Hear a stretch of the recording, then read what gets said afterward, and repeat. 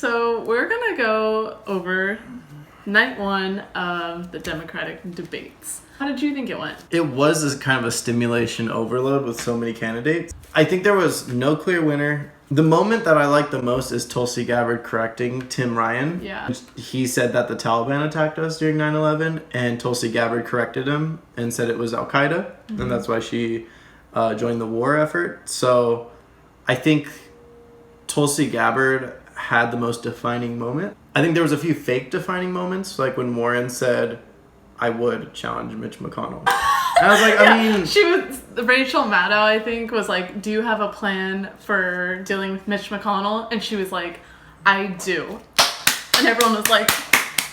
Yeah. Another instance of that was when, at the end, when they asked, like, what do you think is the biggest threat to the United States? And Inslee goes, Trump.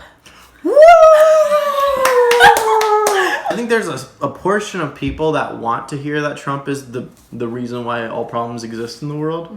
But I think the majority of people obviously know that Trump isn't coming into their daily lives. People have been struggling around the world and domestically for a number of reasons that we're talking about now, before he even became president. So you can't say that that's the biggest threat. And that's why I have to give props to John Delaney. For the most part, John Delaney has been incredibly annoying. He gave a perfect response to the Russia question about the Mueller report to Rachel Maddow, who's crazy about Russia. John Delaney said, what is this? Pocket check or something? What do you call it? Pocketbook and dinner table politics or something? Yes. Which is true. He said that the common, working class people don't care about the Mueller report. They care about, universal health care. They care about the environment. They care about, the living wage. They care about a lot of things that affect their lives, and that is not something that affects their lives. Exactly. The things that people care about, it's not like they choose to care about it because it's a hobby. Yeah. It's something that actually affects them. Some people don't have the privilege of having healthcare, and it shouldn't be a privilege, but or just like some people that like are low income, they live in these areas where climate change is affecting their health, like directly. The Russia thing is not the most important issue that people who are truly struggling care about. And that's actually where I lost Bill de Blasio as well. He was doing really great throughout the debate. He was really passionate, and I think also he has some policy to show for his leadership in New York. But he had to include Russia as the biggest threat, right? Do you feel like there are any losers in this debate? Beto. Oh my God, yes. He was trying to be very anecdotal, which isn't really bad all the time. Because, at the end of the day, it is about people's experiences and their struggle. But I felt like all of his answers were anecdotal, and also sometimes didn't really answer the question. I felt like he was trying really hard to appeal to, emotion. His answer to healthcare, it was just so obvious that he doesn't support Medicare for all, because he kept using the phrasing access to healthcare.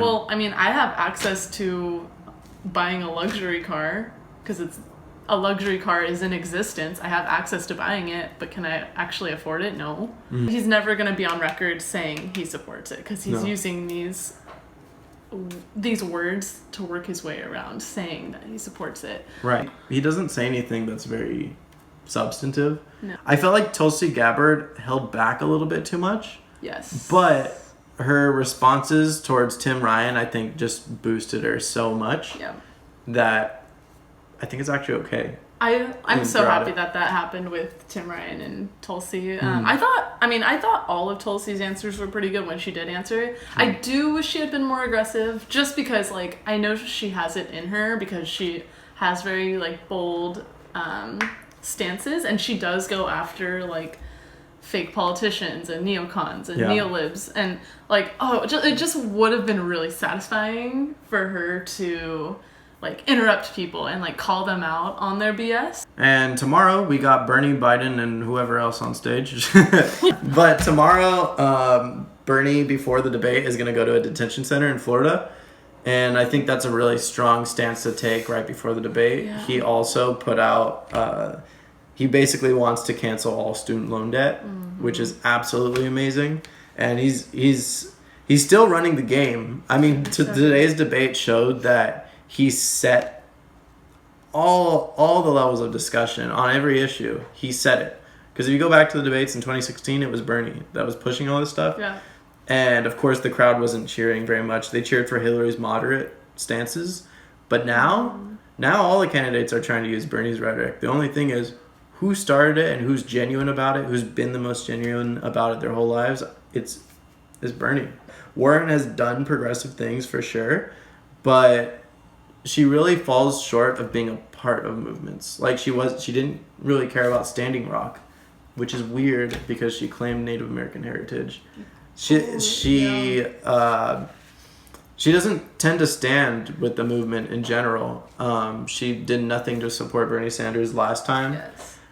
So she's not very trustworthy, so why would you vote for her? The thing that's so amazing about Bernie is that he leads movements, like you were just saying. He's never satisfied. Like as soon as he gets one thing rolling and everyone else is finally like, okay, I need to like catch on to that. Yeah. He's already like 2 steps ahead and has proposed 2 new plans or policies. And that's actually the complete opposite of Biden.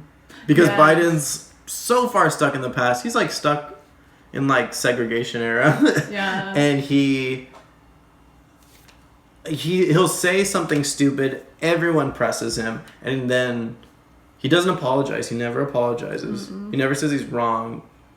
Sometimes he'll flip his position, but mostly he'll just try to make an excuse. Not just Biden. I'm glad that you're contrasting him to Biden, but I also want to contrast what I just said about Bernie to all the candidates, because that's truly what makes him stand out. And Warren's being pushed now, and it's just bothering me because she is not a leader of movements. Like she will adopt the progressive policies after they've been popularized. She does it very reluctantly, though. Yeah. Like, she was going back and forth on Medicare for all.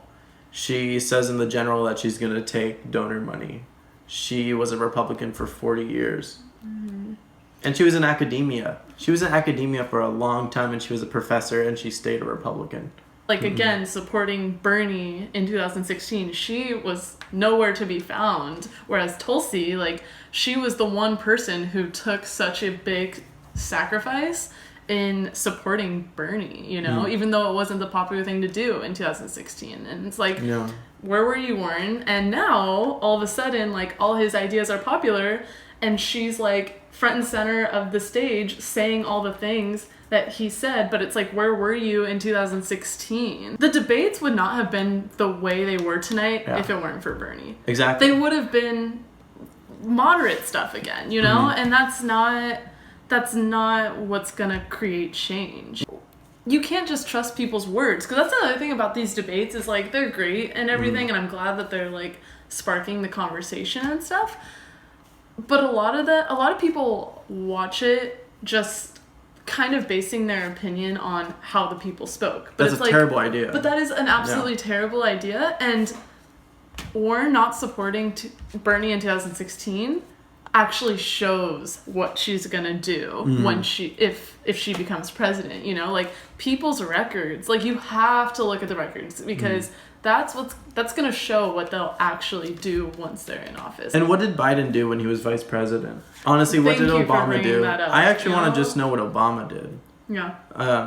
Because he did some things, but there's a lot that he didn't do, and there's a lot that he did wrong. I mean, he escalated a war. He escalated deportation. I was just about to say deportations. Yeah. And it's not just Obama. It's the whole neoliberal structure that has been around for a long time. It's definitely not just Obama. It's Bill Clinton. It's even Jimmy Carter.